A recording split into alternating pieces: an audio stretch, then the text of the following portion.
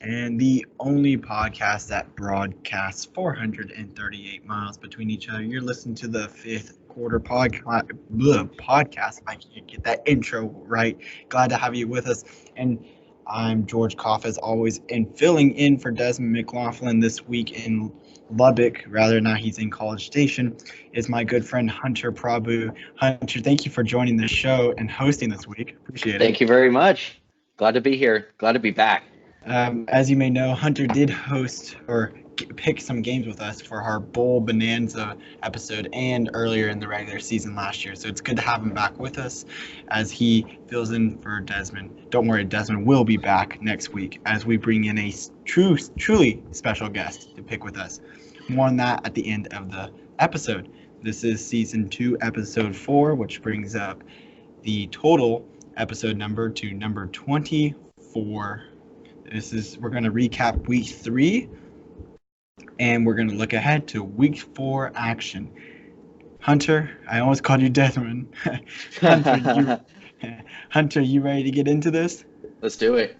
All right, let's get it. So this past week, even though it is Friday afternoon and a new slate of games is about to start, let's talk about last week.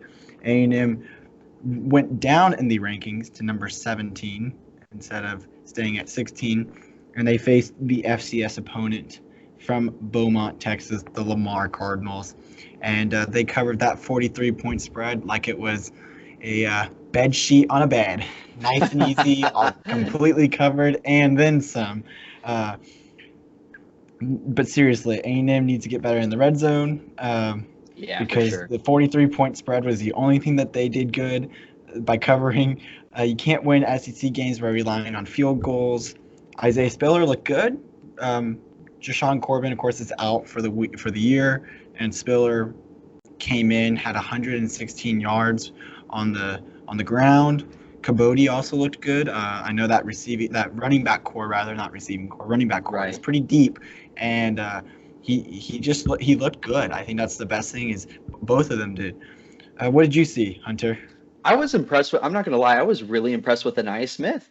He balled out that game, and he did. If we keep having that from him, we have another receiver in that core out of Buckley, Courtney Davis, Kendrick Rogers, and Jamon Osborne.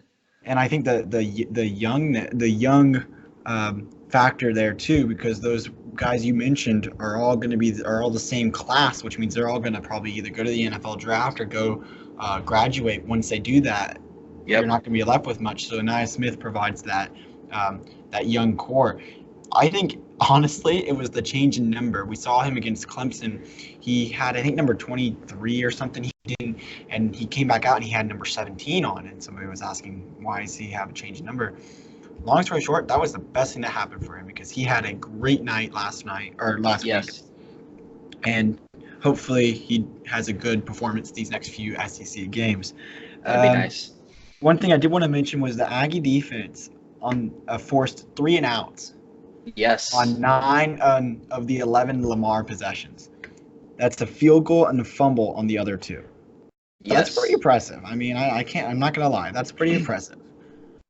They were very close to perfect, if not extremely perfect. I don't know. They were on lockdown that game. Agreed, and I think that bodes well for this weekend as the number 8 Auburn Tigers. They shouldn't be ranked that high. Let's be honest. Come into town. I think it's the first real test at home. The Aggies are riding a 7-game win streak at home. Had to do the math there, dating back to last season, all the way back to the Louisiana Monroe game. If you remember, the only game the Aggies lost at home last year was to Clemson. So that says a lot from the Jimbo Fisher era. Already only 1 loss at home. The 12th man, I think, will be out in full force tomorrow. They're going to be upset that we dropped a spot in the rankings, even though we won by 59. Yep. I really like this matchup. I think the run defenses bode well for each other. I believe that the quarterbacks have been criticized, both Kellen Mond and Bo Nix. Bo Nix looked good against Oregon, but then he's kind of leveled out a little bit in the last few weeks. This game is going to come down to the fourth quarter. It's going to come down to a fourth quarter goal line stop and stand by the Aggie defense. The teams are going to allow us to see what it's like to dehydrate on a 2:30 kick, and I've got the Aggies winning this one by a touchdown. 28-21. I have a really close game. I think it's going to be a good matchup. These teams are still developing. I think it's fair to say. A&M winning this one 28-23. Okay, so very similar to mine. 28 points is probably pretty good for A&M offensive score, and I think you would agree. I think it's the first one to 4 touchdowns is going to win this football game. Yeah, for sure, absolutely. Yeah. So we shift ahead, and usually this would be the point where we'd say, Desmond, what's going on in Lubbock? But since Hunter and I are both in College Station, we're going to talk about the Texas Tech catastrophe that was Red Raider football last week. Just what happened? They looked good until Bowman went down. Sounds like a repeat of last year. If you couldn't have a better repeat. The Bowman got hurt. He's out for several weeks, according to ESPN and sources close to the program. And of course, Coach Wells, the new head coach, is left in the situation that Kingsbury was last year. With Duffy going to have to be the starter. Hunter, what's your thoughts? You lose by 14 on the road, and now you have to kind of regroup and start over. It's shocking, too, because I think I would definitely before this game, I had the Red Raiders beating the Wildcats because I don't have faith in the Wildcats ever since last season, to be honest. So seeing this was a little shocking. I agree. I also want to mention Khalil Tate finally looked like the Heisman contending quarterback, all in quotes, I guess so, that we've seen before. He looked dominant. He looked confident in the pocket. He was great scrambling. He had a good rushing touchdown. And it concerned me from the Texas Tech defense that we saw in the weeks before. And it brings up an interesting point. Bye week's coming, or is this week, not coming, is this week. You have Oklahoma looming with Jalen Hurts, that offense that is potent, powerful, like number 1 or number 2 in the nation for passing, rushing, total offense, you name it. I think it's going to be interesting to see how Duffy starts in that game in comparison to what happens against Oklahoma, as if it were Bowman versus Hurts versus Duffy versus Hurts. Again, that game is not this week, but the following week. Right. As the Texas Tech Red Raiders take on a bye week. All right, that's enough Texas Tech. Talk for now. We're going to move on to the top 25, so we can keep this train moving. This was, I guess, kind of the first week of survival for a lot of ranked opponents. And many were tested and escaped with wins. Washington State held on against Houston. Bama had its first test, beat South Carolina. Florida lost its starting QB and Felipe Franks, but was still able to make a 19-point comeback and beat Kentucky. Penn State retained bragging rights over Pitt in the final meeting of that rivalry. Don't worry, Penn State fans. We know what it feels like. In Pitt, we know what it feels like, okay? We've been there. We've been there on that side of the rivalry. Iowa went into Iowa State and had to truly wait out the weather for their win. 2 weather delays made it instead of a mid-afternoon kick into a primetime showdown. And Washington and Virginia were able to survive with theirs. Now, of those teams that did survive, which was the one that surprised you the most, Hunter? I'm sorry, can you say that one more time? Out of the teams that did survive, that were ranked, which team do you think was the biggest surprise that had a chance to lose?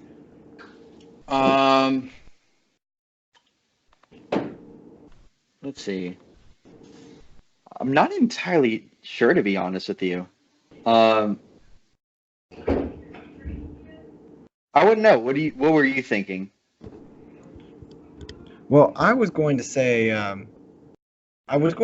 that I think Iowa was the biggest one, strictly because the kind of you had College Game Day in Ames, where Iowa State is, and you had them kind of the against all odds, if you will.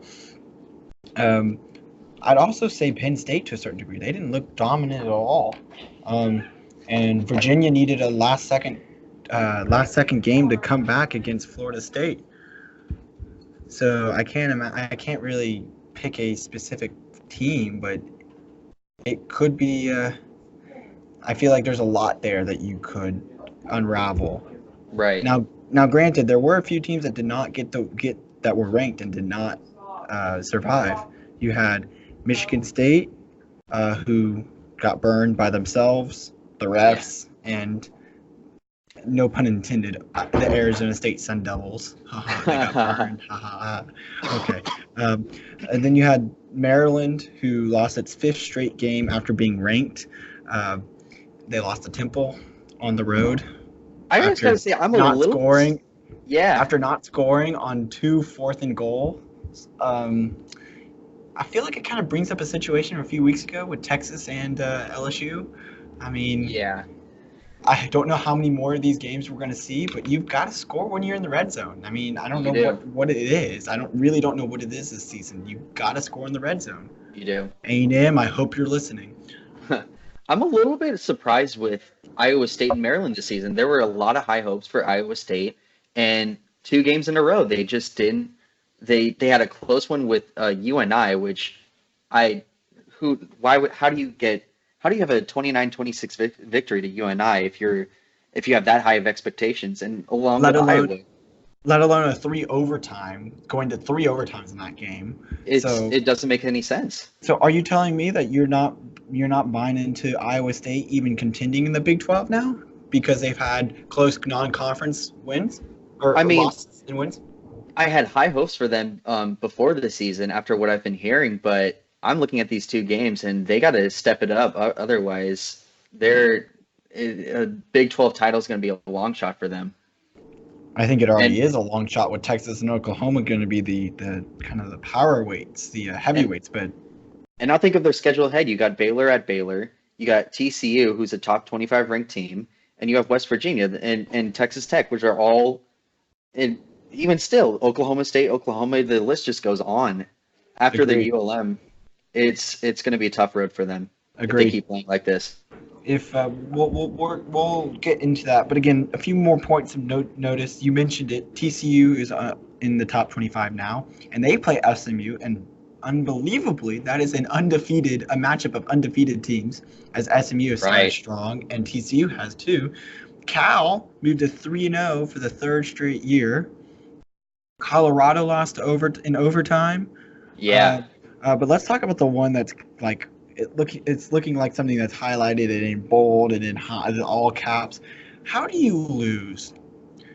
Georgia, okay, so Georgia Tech lost, right? They lost to the Right. Citadel. Okay, uh, normally I would say it's not a bad loss because the Citadel usually is pretty good. I mean, they gave Alabama a run for their money a few years ago. But here's the karma. The Citadel runs a triple option offense. Georgia Tech just got rid of the triple option. Yeah. You see, do you see me I see where there? you're getting. I see where you're getting. I, I kind of laughed. The fact that it was in overtime, and you have to say, well, that's what you get for getting a taste of your own medicine. So sorry, Yellow Jackets fans. I know a few, but also that was your first FCS loss to an FCS opponent since 1983. Wow. Not good. That is not. Georgia Tech is not doing so hot so far. No. Arizona State, Cal, and TCU, welcome to the top 25. Yes. Michigan State, Maryland, and USC won't be seeing you anytime soon. At least we hope. And mark my words here: Kansas State, BYU, Oklahoma State, and Army. All four really good teams. You could argue that they should be in the top 25. One of those teams will be in the top 25 next week. I'm liking Army. I'm not gonna lie. I really like Army. They gave Michigan a run for their money, and I They think did. I said that phrase too many times this week. But again, just surviving and giving and putting up a fight is better than getting whomped by 48 points and having to just go back home and sit on your hands and just go, oh, we lost our opportunity to do well. Yeah.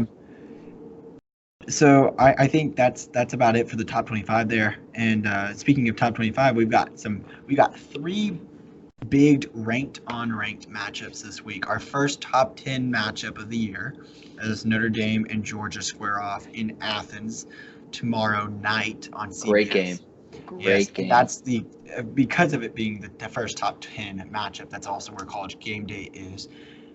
We'll get to predictions for these games in just a few minutes, but that game, something about it. Do you think Notre Dame is overhyped, or do you think that they truly stand a chance in this game? I think they stand a chance. We saw them last season, and they ended up making it to the college football playoff. Unfortunately, it didn't go their way. I definitely wouldn't say them as overhyped this season.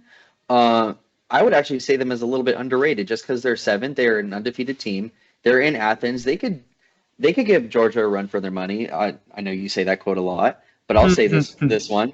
But I do like this Notre Dame team. I think Georgia's going to win, but I wouldn't be surprised if Notre Dame won.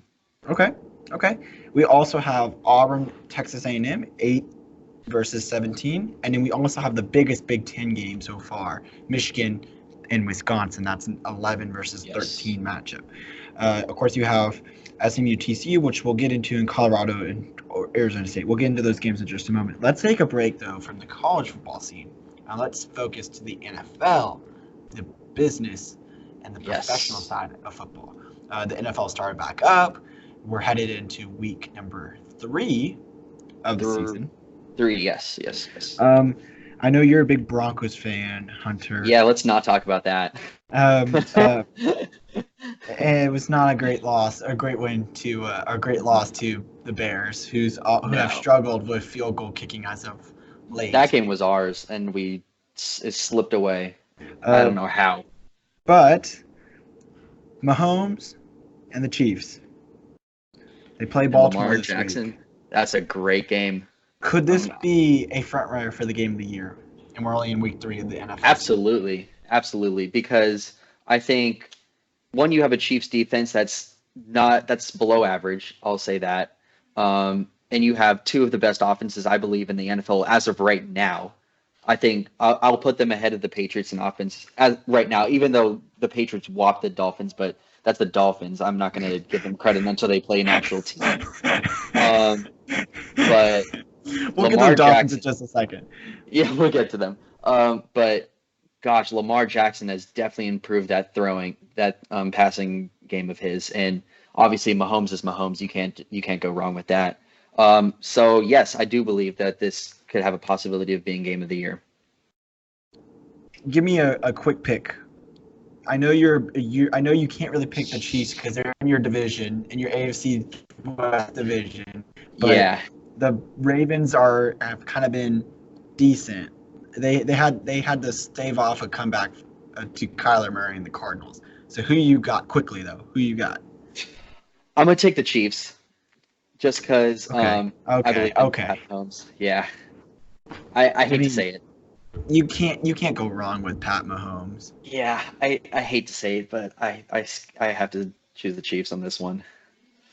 All right, and then I said we'll get to the Dolphins in just a second. We have gotten to the Dolphins. So, is it bad to say that the Dolphins are having a flea market sale on players? Because at this point, they're just trying to get rid of, like, Minkah Fitzpatrick wants out. Okay, they go approach Pittsburgh. We'll give you a first rounder for Minkah. All right, sold. Wait, what? Yeah. That's it? And Jalen Ramsey wants out of Jacksonville? What is the state of Florida football? Should we be worried? Or should we, because Gardner Minshew looked good last night, but should we be worried? It's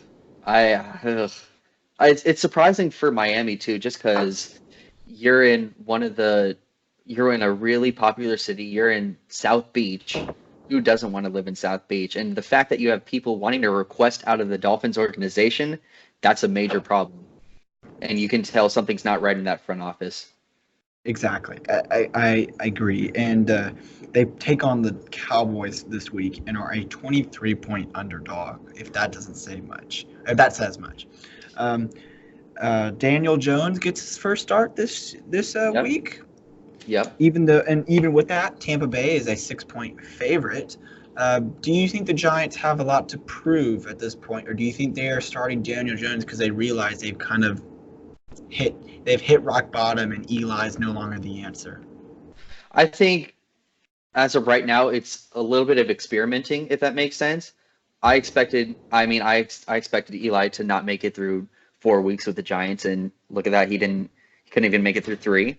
But I think I think this is a good time to see where Daniel Jones matches up against these pro teams. And who knows if you don't have a chance with Eli, why keep going with the same guy? Exactly. Um, so I think it was a smart move to have Daniel Jones start this week. Do they win this week? Who are they playing? They're Tampa Bay. playing Tampa Bay. Is it in Tampa Bay? I believe so. I would assume so. Thing is, I'm not trusting Jameis Winston this season. Like you said, what's going on in Florida right now, it's chaos. So, and I'd always trust Saquon Barkley, no matter how bad the offensive line is. So, I don't know. I think the Giants have a possible chance at this one. All right. Yeah, and to confirm your answer or your question to the whether if it's home or away, that game is in Tampa Bay. Okay. At 3:05 on Fox on Sunday.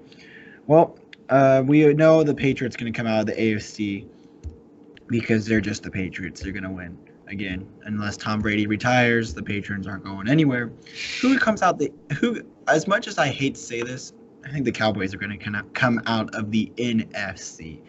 Anyone else that you think could contend for that NFC Championship title? I guess as long as, I don't have faith in the Eagles just because of the durability of Carson Wentz, but I'd say if he stays healthy in the entire season, I wouldn't be surprised if they're contenders. I know they are in the same division as the Cowboys, so I think it's going to be one of those two win the division, and one of them is the wild card for sure. I have the Cowboys winning the division with the Eagles being a wild card. Okay. As of anyone else, the Seahawks could do something. I think they have a good shot. Russell Wilson's doing well. Tyler Lockett's doing well. Their defense is improving after. It went on to decline ever since they lost Richard Sherman and the main boys after their Super Bowl victory against my Denver Broncos. But now they're on the come up again. I wouldn't be surprised if the Seahawks could make a run. Okay.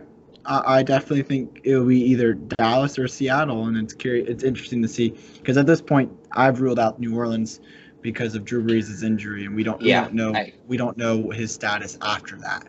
If he's still going to be the quarterback that he was. I don't know if I trust the Rams this season either. They're too inconsistent. Let's be honest. I don't trust them. I think last year was their shot and they blew it. Agreed. I think that's enough NFL talk for us now. Yes. We'll get back to that later in the season. I know Desmond will have some talk on that, but I can tell you one thing. He's going to be all on the Patriots because he is a Patriots fan, and I believe he will be a Patriots fan until Tom Brady leaves the Patriots. So more on that in a few weeks. Well, Hunter, it's gotten to the point where we are picking those games that we had mentioned about 5 minutes ago. Yes. Those top games of the week.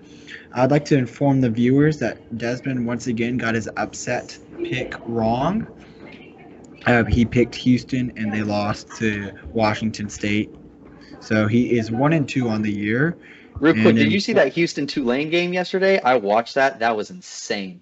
Oh, that was a great game. That was awesome. Shout out to the Tulane Green Wave because you deserve it. Beautiful fake Oh, that kneel. was so Oh man. pretty. Oh, beautiful. As I was getting to, unfortunately, I took my first loss on the upset. Uh, Ah, upsets. I did not correctly Hawaii, pick. no. Unfortunately, the Hawaii Rainbow Warriors got spanked by Ah, Washington, and spanked is the proper action verb here, because fair. yeah, it was not good. So we're gonna try again this week. We're gonna try and see if we can get some mojo back. As I am 2-1, Desmond is 1-2, and Hunter, you're gonna be added into that list here All shortly. right. So here we go. Let's get into these 8 games that we have. 8 games that we have. I had to count to make sure we're picking 8 games.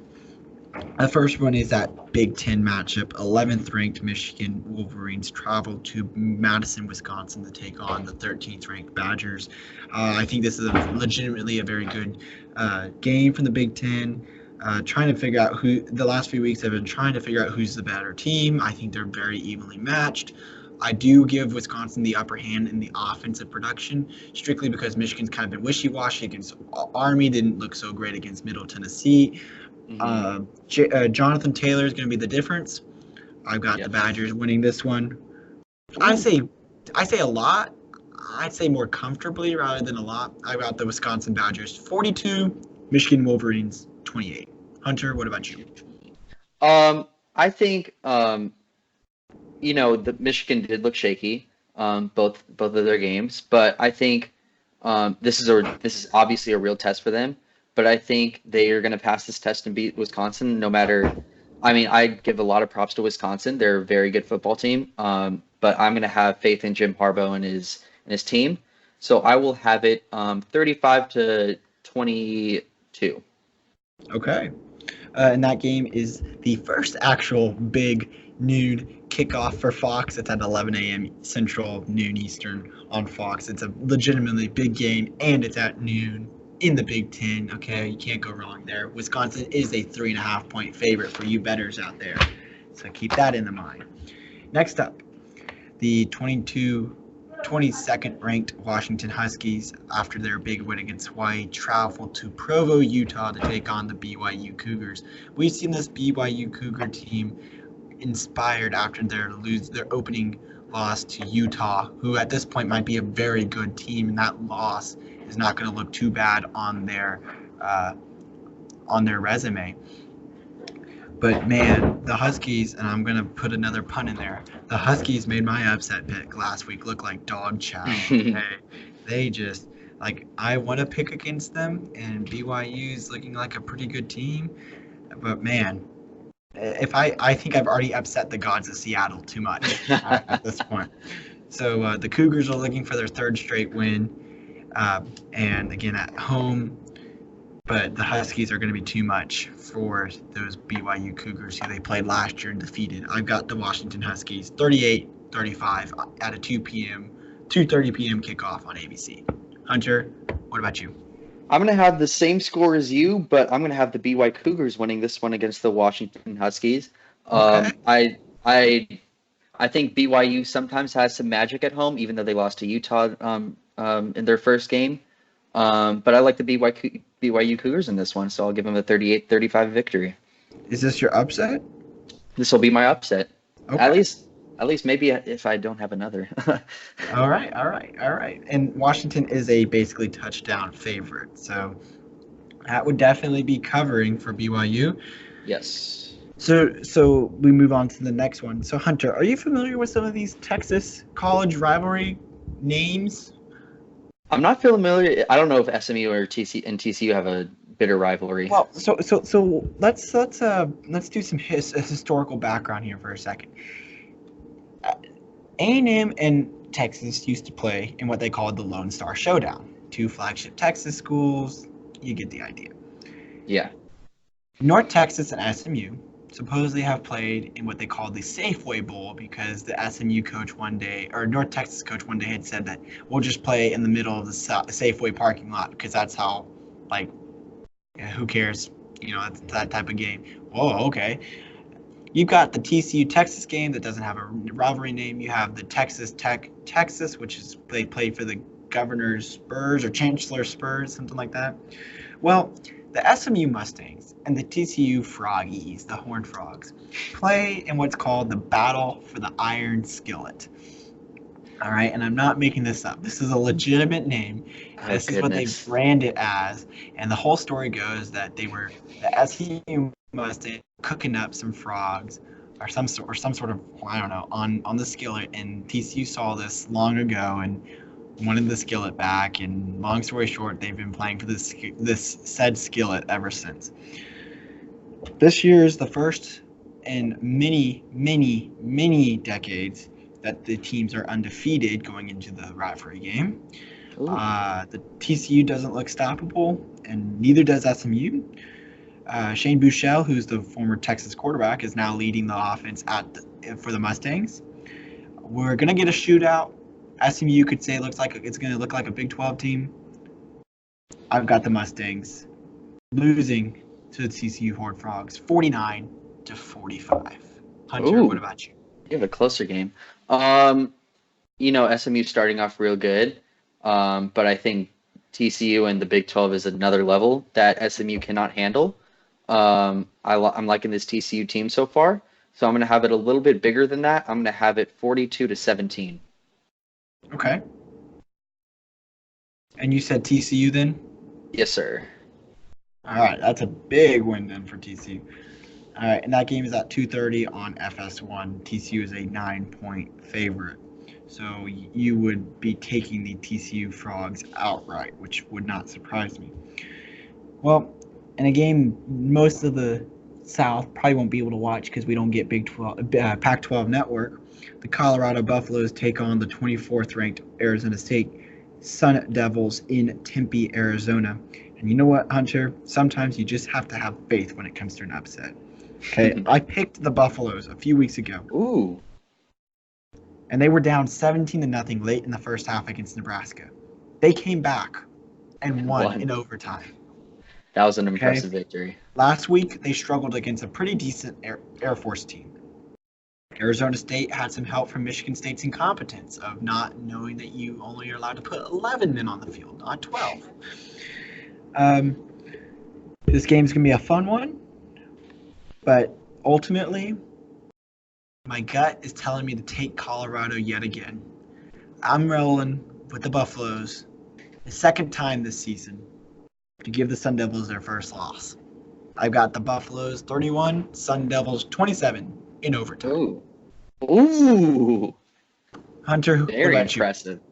I'm going to have Arizona State in this one just because it's in Arizona State.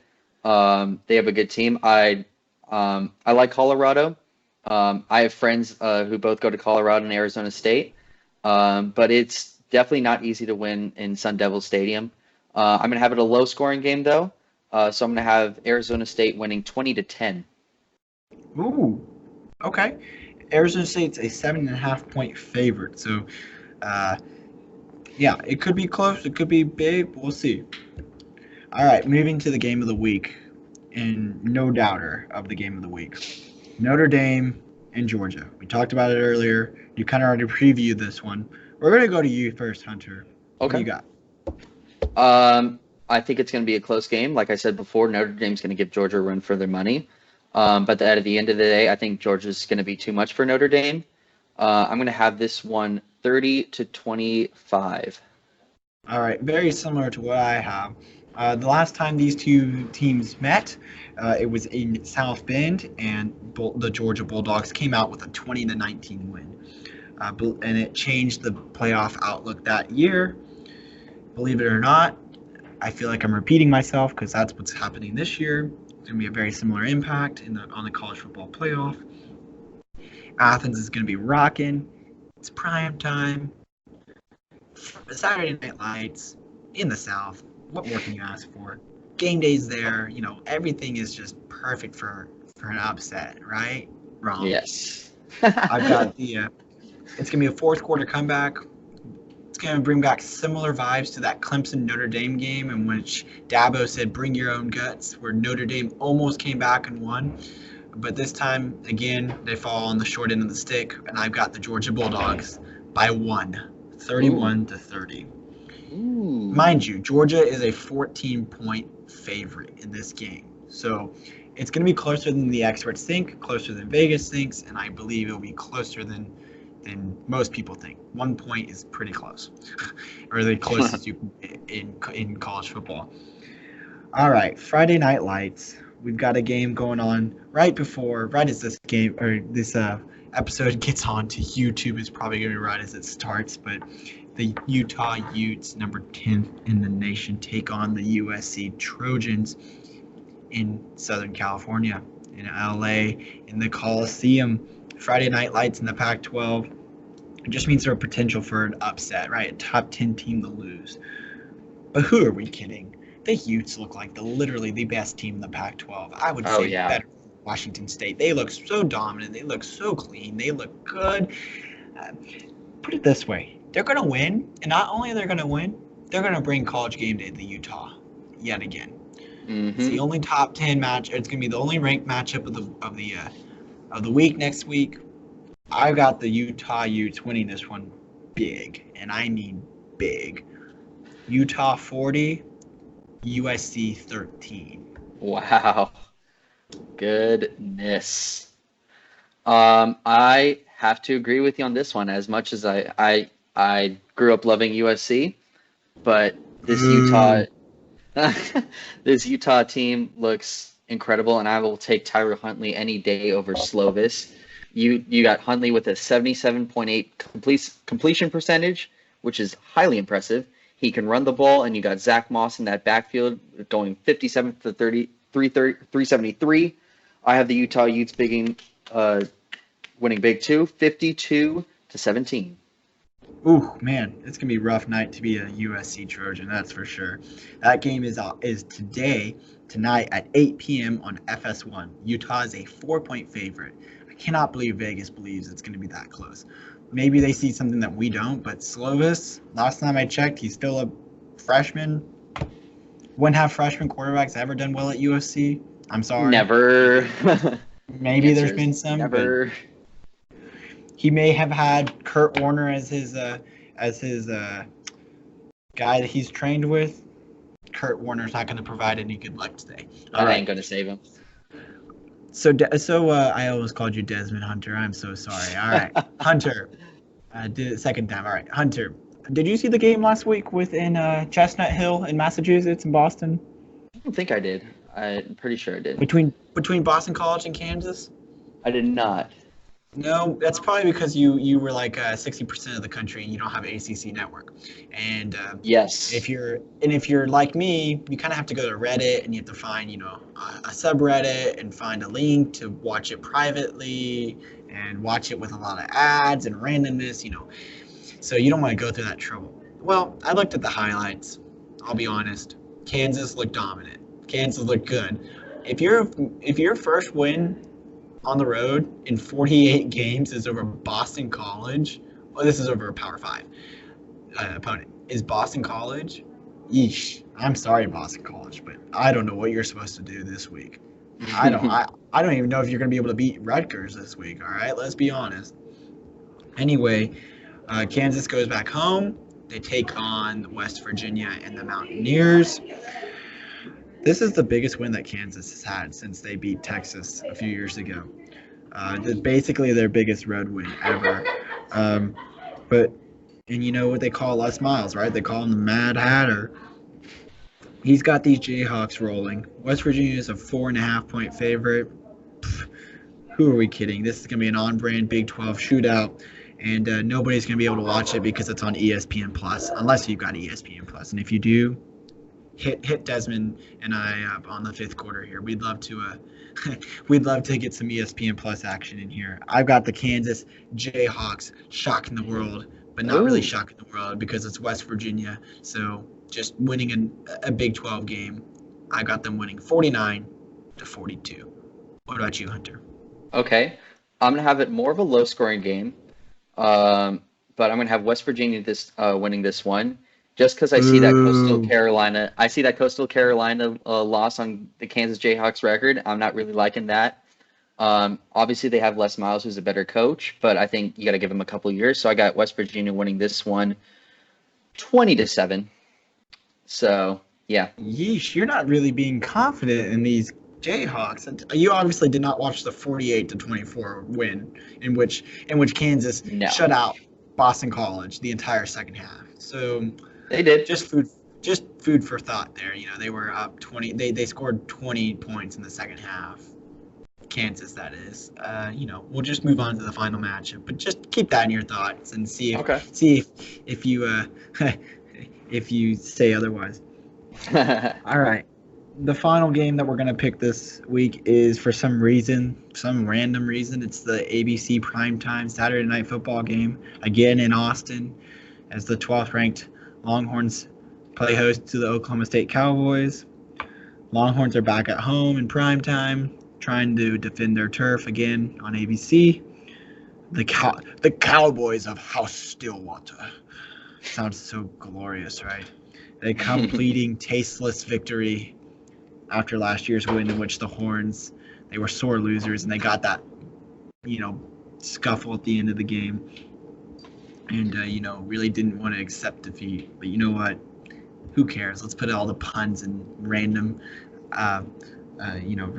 aside. It hates me to say this. I gotta take the Longhorns, just because I don't have confidence in the Cowboys pulling off an upset. So give me the Longhorns, 45-35. Okay. But I wouldn't be surprised if it's closer and if Oklahoma State even does win, but I just don't have confidence right now. What about you?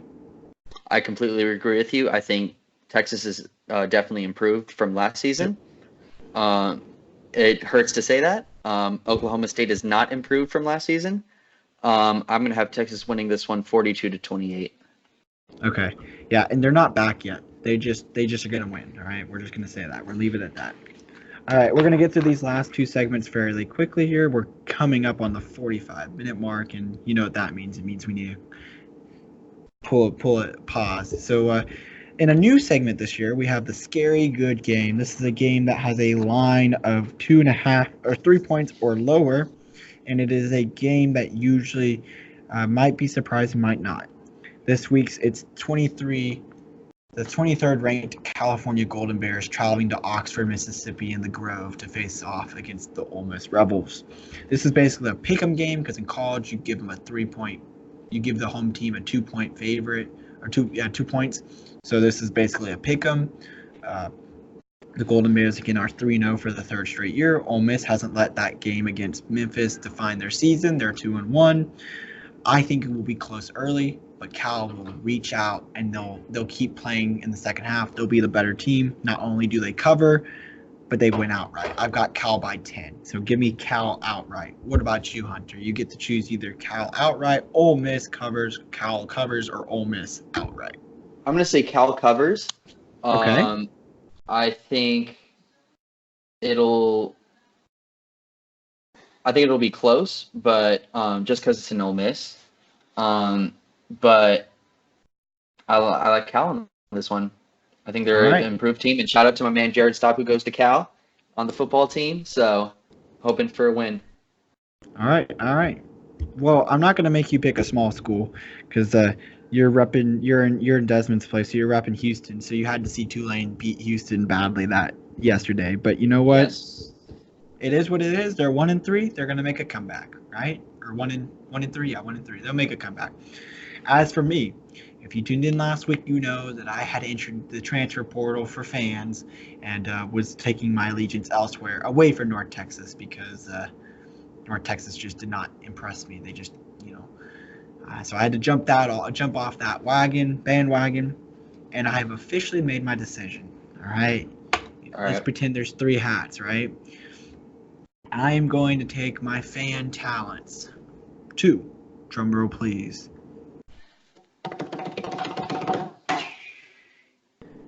to the Wyoming Cowboys from the Mountain West.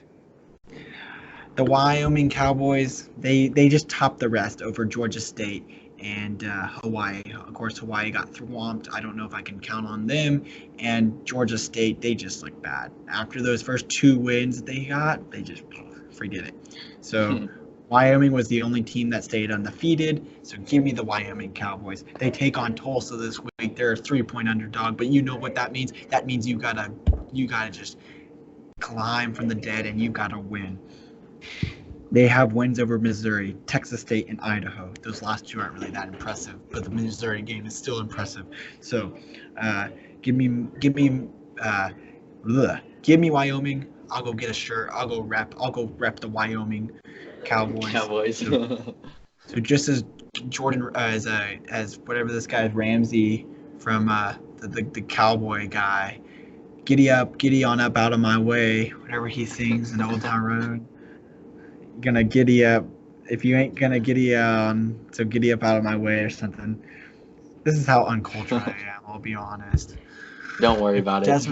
If Desmond was here, he'd help me fix that. But he's with not that, here. if he's not, he'll be back next week. And I forgot to mention, as we come to a close here, we will have our very first ever legitimate guest.